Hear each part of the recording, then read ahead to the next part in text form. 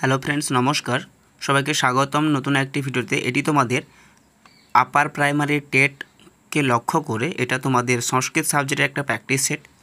তো দেখো কোশ্চেনটা কী রয়েছে, এবং এখানে তোমাদের 20+ কোশ্চেন রয়েছে। তো একে একে সম্পূর্ণ ভিডিওটি দেখো, তাহলে তোমাদের আশা করি অনেকটা প্র্যাকটিস হবে আপার প্রাইমারি টেটের প্রিপারেশান নিতে। তো চলো শুরু করা যাক। এখানে প্রথম প্রশ্ন দেখো কি বলেছে, বাগর্থাবিভ সম্পৃক্ত বাগর্থ প্রতিপত্তয়ে। ঠিক আছে, বাগর্থাবিভ সম্পৃক্ত বাগর্থ প্রতিপত্তয়ে এতে কোন অলঙ্কার হয়েছে? অপশানগুলো দেখো কি রয়েছে, উৎপ্রেক্ষা অলঙ্কার, রূপক অলঙ্কার, উপমা অলঙ্কার, অতিশয়োক্তি অলঙ্কার। তাহলে বলো কোন অলঙ্কারটা হবে এখানে? কোশ্চেনটা ভালো করে দেখো, বাগর্থবিভ সম্পৃক্ত বাগর্থ প্রতিপত্তয়ে এখানে কোন অলঙ্কার হয়েছে বলো। চারটা অপশানের মধ্যে কোনটা রাইট? উপমা, অর্থাৎ অপশান নাম্বার সি হচ্ছে রাইট অ্যান্সার। উপমা অলঙ্কারটি হচ্ছে রাইট অ্যান্সার। চলো তারপরে আমরা কোশ্চেনটি দেখে নেব কি রয়েছে। পরে কোশ্চেনটি দেখো তোমাদের জন্য, এখানে দেখো কি রয়েছে, ইষ্টবা। ঠিক আছে, ইষ্টবা এর প্রত্যয় হলো, ইষ্টবা এর প্রত্যয় হলো, অপশানগুলো দেখো কি রয়েছে, যশ যুক্ত তা প্রত্যয়, যা যুক্ত তা প্রত্যয়, ইস যুক্ত তা প্রত্যয়, যুজ যুক্ত তা প্রত্যয়। ঠিক আছে, এই রয়েছে তোমাদের চারটা অপশান। ঠিক আছে, তাহলে ইষ্টবা এর প্রত্যয় হলো কোনটা বলো? ইষ্টবা অর্থাৎ কোনটা হবে? আমরা জানি যশ ধাতু থেকে ইষ্ট শব্দটি আসে। ঠিক আছে, তাহলে যশটা অর্থাৎ অপশান নাম্বার এ হচ্ছে রাইট অ্যান্সার।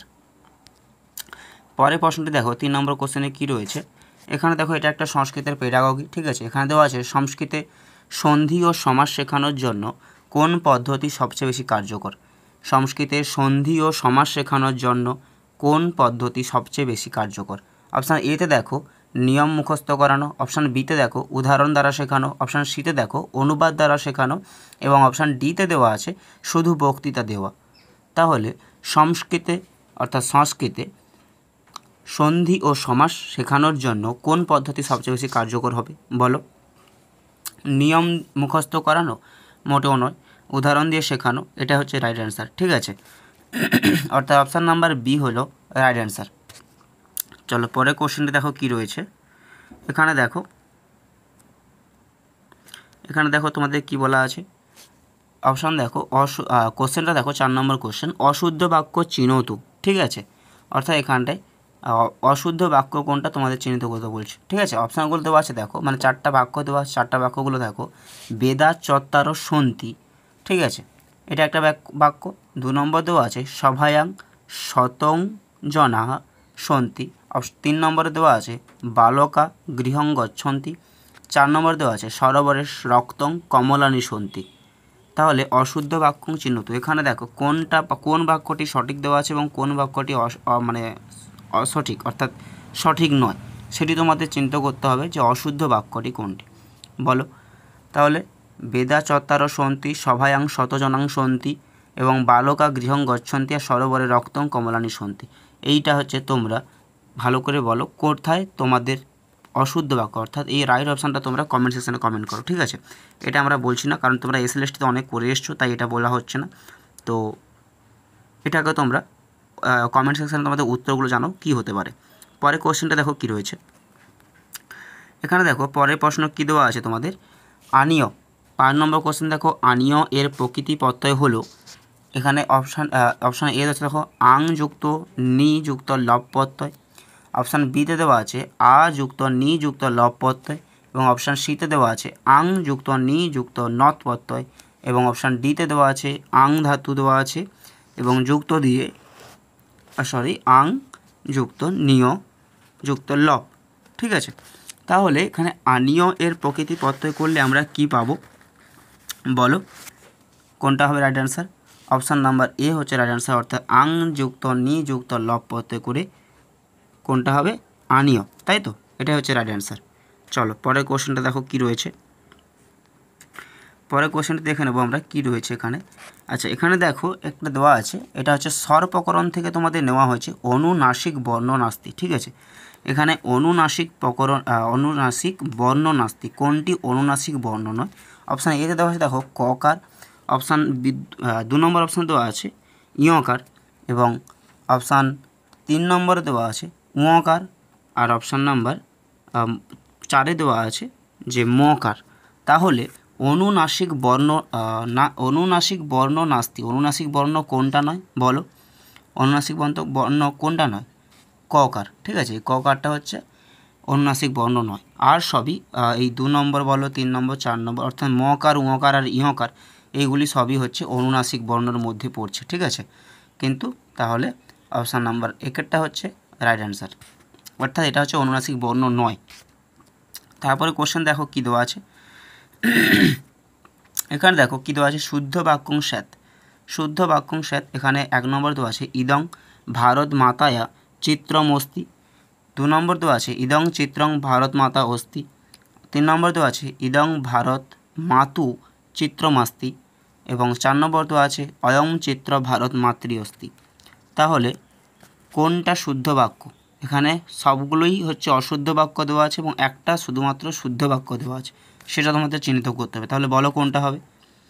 দেখো, ইদং ভারত মাতায়া চিত্রম অস্তি, ইদং চিত্রম ভারত মাতা অস্তি, ইদং ভারত মাতু চিত্রম অস্তি। তাহলে কোনটা হবে? এবং 4 নম্বর দেওয়া আছে অয়ং চিত্র ভারত মাতৃ অস্তি। তাহলে অপশান নাম্বার 3 হচ্ছে রাইট অ্যান্সার। ঠিক আছে, এটাই হচ্ছে একমাত্র শুদ্ধ বাক্য এবং প্রত্যেকটা হচ্ছে অশুদ্ধ বাক্য দেওয়া আছে। তাহলে অপশান নাম্বার 3 নম্বর হচ্ছে রাইট অ্যান্সার। চলো পরের কোশ্চেনটি দেখো কী রয়েছে তোমাদের। এখানে দেখো 8 নম্বরে দেখো কী দেওয়া আছে, সংস্কৃত ভাষা শিক্ষায় সর্বপ্রথম কোন দক্ষতা গড়ে তোলা উচিত? অপশান এ কতে দেওয়া আছে পাঠ দক্ষতা, খতে দেওয়া আছে শ্রবণ দক্ষতা, গতে দেওয়া আছে লিখন দক্ষতা, অপশান ঘতে দেওয়া আছে অনুবাদ দক্ষতা। ঠিক আছে, তাহলে সংস্কৃত ভাষা শিক্ষায় সর্বপ্রথম কোন দক্ষতা গড়ে তোলা উচিত বলো, কোনটা হবে? সর্বপ্রথম দেখো, পাঠ দক্ষতা পরে করবে, আগে শ্রবণ দক্ষতার দরকার, এবং লিখন দক্ষতা তখনই করবে যখন পাঠ এবং শ্রবণ দুটো হবে, আর অনুবাদ হচ্ছে যখন তার বিষয়ে সমস্ত কিছু থাকবে তখন সে অনুবাদ করতে পারবে। তো এখানে মোটামুটিভাবে দেখলাম যেটা, যে অপশান নাম্বার খ অর্থাৎ শ্রবণ দক্ষতা হচ্ছে সর্বপ্রথম দেখা দরকার। একটা বাচ্চা যদি কানে না শোনে তখন সংস্কৃত ভাষা শিক্ষায় কোনো দক্ষতা তার মধ্যে গড়ে তোলা যাবে না। ঠিক আছে, চলো পরের কোশ্চেনটা দেখো কী রয়েছে। এখানে দেখো 9 নম্বর কোশ্চেন, সংস্কৃত শিক্ষকের সবচেয়ে কেমন হওয়া উচিত? সংস্কৃত শিক্ষকের সবচেয়ে কেমন হওয়া উচিত? কতে দেওয়া আছে কঠোর, খতে দেওয়া আছে অনুপ্রেরণাদায়ক, গতে দেওয়া আছে কর্তৃকবাদী, ঘতে দেওয়া আছে নিস্পৃহ। ঠিক আছে, তাহলে সংস্কৃত শিক্ষকের সবচেয়ে কেমন হওয়া উচিত বলো? এটা তো আশা করি জানা উচিত। কোনটা হবে রাইট অ্যান্সার? অপশান নাম্বার খ। ঠিক আছে, অর্থাৎ অনুপ্রেরণাদায়ক হবেন একজন শিক্ষক, সংস্কৃত শিক্ষককে একজন অনুপ্রেরণাদায়ক হতে হবে। ঠিক আছে, অর্থাৎ অপশান নাম্বার ঘ হচ্ছে অপশান নাম্বার খ হচ্ছে রাইট অ্যান্সার। ঠিক আছে, চলো তারপরে দেখো 10-এর দাগ, এটা দেখে নেবো আমরা কী রয়েছে। এখানে দেখো 10-এর দাগ কোশ্চেন দেওয়া আছে অ আ এর উচ্চারণ স্থান, এটাও তোমাদের স্বর প্রকরণ থেকে নেওয়া হয়েছে।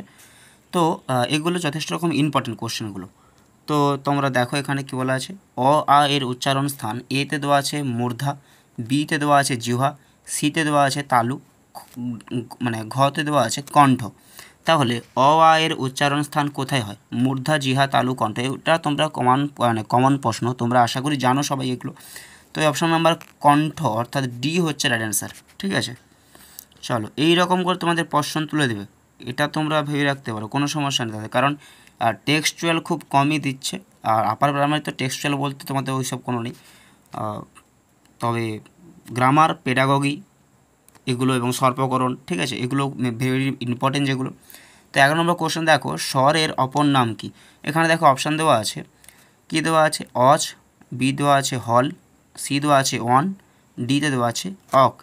তাহলে স্বরের অপর নাম কি বলো? স্বর প্রকরণের অপর নাম কোনটা? স্বর প্রকরণের অপর নাম বলো।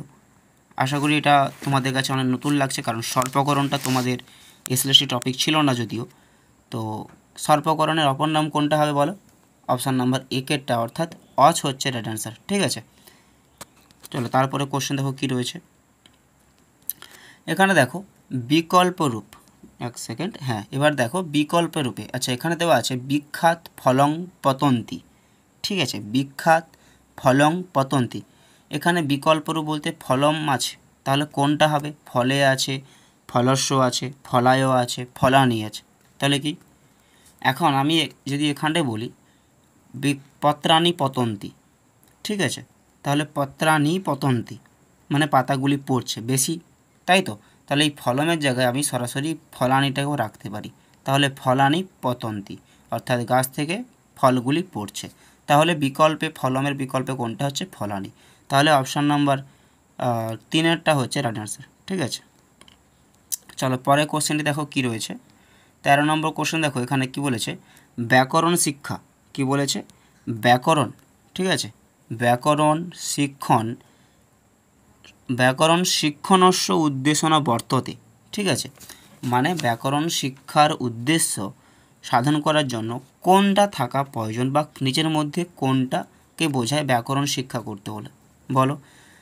কোশ্চেনটাকে ভালো করে বোঝার চেষ্টা করো যে ব্যাকরণ শিক্ষার জন্য মানে শিক্ষণের উদ্দেশ্যে কোনটা লাগে। ঠিক আছে, রচনা শক্তির বিকাশ মানে রচনা শক্তির বিকাশ হয়, এবং তারপরে কী আছে, বর্ণ শব্দ ধাতু রূপানাং জানম, বর্ণ শব্দ ধাতু রূপ এইসব জানার জন্য, এবং তারপরে কী বলেছে, শুদ্ধোচ্চারণ লেখনঞ্চ মানে শুদ্ধ উচ্চারণ লিখে এবং উচ্চারণ করতে পারে। ঠিক আছে, শুদ্ধ উচ্চারণও লিখতে সাহায্য করে। তারপর 4 নম্বর হচ্ছে মৌন পঠন। তাহলে 13 নম্বর কোশ্চেনে কোনটা রাইট অ্যান্সার বলো, ব্যাকরণ শিক্ষণের উদ্দেশ্য কোনটা বলো, এটা তোমরা রাইট অ্যান্সার দেবে কোশ্চেনে। ঠিক আছে, এটা কমেন্ট সেকশনে উত্তর দেবে, আমি এখানে উত্তরটা বলছি না। তো তারপরে কোশ্চেনটা দেখো কি রয়েছে, এখানে দেখো স স স অর্থাৎ 3টে স দেওয়া আছে, তালবস, দন্তস, মূর্ধন্য স, বর্ণানাং উচ্চারণং স্থানং স্যাত। স স স 3টে স দেওয়া আছে, বর্ণানাং উচ্চারণং স্থানং স্যাত। এখানে 3টা অপশান দেওয়া আছে, অর্থাৎ এই যে স স স এই 3টা বর্ণ উচ্চারণ হয় কোন স্থানে।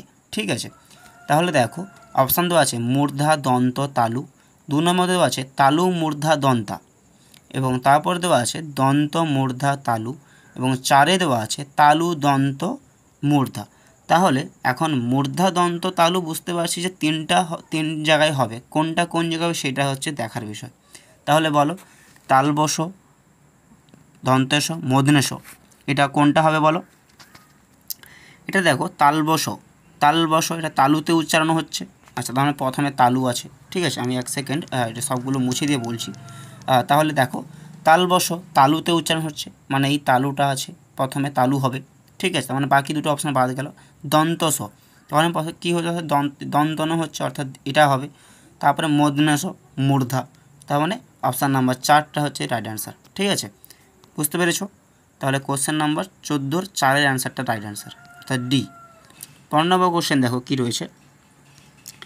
15 নম্বর কোশ্চেনটা দেখো কী রয়েছে, সংস্কৃত ভাষায় কি বলেছে, সংস্কৃত ভাষায় কবিতা শেখানোর সময় কি দেখাতে হয়, ছন্দ, অর্থ, ভাব। খতে দেওয়া আছে শুধুমাত্র অর্থ, গতে দেওয়া আছে মুখস্থ করানো, ঘতে দেওয়া আছে গানের মতো গাওয়া। তাহলে সংস্কৃত ভাষায় কবিতা শেখানোর সময় কি দেখাতে হয়। দেখো সংস্কৃত ভাষায় কবিতা শেখানোর জন্য ছন্দ, অর্থ, ভাব এই 3টা জিনিস দেখালে বাচ্চারা বুঝতে পারে। কারণ একটা জিনিসের ছন্দ দেখাতে হবে, অর্থ বোঝাতে হবে, এবং তার ভাবটা বোঝাতে হবে। যদি তুমি শুধুমাত্র অর্থ বোঝাও তাহলে তারা কিছু বুঝবে না, মুখস্থ করানো বিদ্যা তাদের মনে থাকবে না। গানের মতো করতে গাইলে তখন বাচ্চারা গান গাইতে থাকবে, অর্থাৎ মাইন্ড ব্রেক হবে। তার মানে ছন্দ, অর্থ, ভাব এটি হচ্ছে রাইট অ্যান্সার। ঠিক আছে, অপশান নাম্বার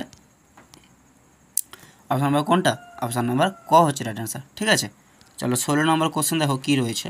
এখানে দেখো দহ রয়েছে। ঠিক আছে, এখানে দেখো তোমাদের দহযুক্ত তা প্রত্যয় করে কি হবে। অপশান দেখো দহিতা, বিতে দেখো দগ্ধা, সিতে দেখো দত্তা, ডিতে দেখো দাত্তা। তাহলে এখানটায় কোনটা হবে দহযুক্ত তা প্রত্যয় করে, এগুলো তোমরা কমেন্ট সেকশানে কমেন্ট করো কি উত্তর হতে পারে। ঠিক আছে, এবং সঠিক উত্তরটি তোমার কমেন্ট করার সঙ্গে সঙ্গেই পেয়ে যাবে, কোনো সমস্যা নেই। চলো পরের প্রশ্ন দেখো, এটা তোমাদের কমেন্ট সেকশানে কমেন্ট করবে। ঠিক আছে, যখন তুমি প্রশ্নটা দেখতে পাচ্ছ সেটা কমেন্ট সেকশানে করে দাও, নাহলে পরে ভুলে যাবে। চলো তারপরে কোশ্চেন দেখো 17 নম্বরে কী রয়েছে। মুখ্য রূপ অনুযায়ী কী দেওয়া আছে ব্যাপারটা বোঝার চেষ্টা করো। কি বলেছে এখানে, এটা 17 নম্বর কোশ্চেন, মেবি 1 সেকেন্ড, হ্যাঁ এটা 17 নম্বর কোশ্চেন, এটা তোমাদের 17 নম্বর কোশ্চেন। তো এখানে কি বলেছে দেখো, মুখ্য রূপ অনুযায়ী প্রত্যয় কয় প্রকার। তাহলে মুখ্য রূপ অনুযায়ী প্রত্যয় অপশান দেখো 2, 3, 4, 5। তাহলে মুখ্য রূপ অনুযায়ী প্রত্যয় কয় প্রকার, প্রত্যয় মেনলি 2 প্রকার হয়, এটা হচ্ছে কৃৎ প্রত্যয়, তদ্ধিত প্রত্যয়। ঠিক আছে, বাকি যেগুলো স্ত্রী প্রত্যয় ওগুলো মুখ্য রূপের মধ্যে পড়ছে না। অর্থাৎ 17 নাম্বার যে কোশ্চেনটা তাতে এ অ্যান্সার হচ্ছে রাইট অ্যান্সার। ঠিক আছে, এই অ্যান্সারটা এটি হচ্ছে 2 নম্বর হচ্ছে, এটা হচ্ছে রাইট অ্যান্সার। চলো পরের প্রশ্ন দেখো কী রয়েছে। 18 দাগেরটা আমরা দেখে নেব কী রয়েছে এখানে। এখানে দেখো রি ডবল রি কা উচ্চারণ স্থান হ্যাঁ, যদিও এগুলো অস্পষ্ট হয়তো বোঝা যাচ্ছে, তো তোমরা একটু কোয়ালিটি বাড়িয়ে দেখে নিও, ঠিক আছে। এখানে দেখো রি ডবল রি কার উচ্চারণ স্থান কোথায় হয়? মূর্ধা, কণ্ঠ, দন্ত, নাসিকা। তাহলে রি ডবল রি, ঠিক আছে, এটা কোনটা হবে বলো? কোনটা হবে? মূর্ধা, ঠিক আছে, অর্থাৎ অপশান নাম্বার ক হচ্ছে রাইট অ্যান্সার, মূর্ধা। তোমরা দেখো এটা রাইট অ্যান্সার হচ্ছে 18 দাগে এ হচ্ছে রাইট অ্যান্সার, ঠিক আছে। তারপরে কোশ্চেনটি দেখো কী রয়েছে। দেখো 19 নম্বর প্রশ্ন দেখো, কিন স্বরবর্ণ কা হর্ষ নাহি হোতা। অর্থাৎ এখানে যে স্বরবর্ণ, এই 4টা অপশানে তোমাদের স্বরবর্ণ দেওয়া আছে এবং কোন অপশানে বর্ণগুলো তোমাদের হর্ষবর্ণ নয়, ঠিক আছে, হর্ষ নয়, ঠিক আছে। তো দেখো 19 নম্বরে কী কী দেওয়া আছে। প্রথমে দেওয়া আছে অপশানগুলো দেখো, এ দেওয়া আছে, ও দেওয়া আছে, ওই দেওয়া আছে, আর ঔ দেওয়া আছে, ঠিক আছে।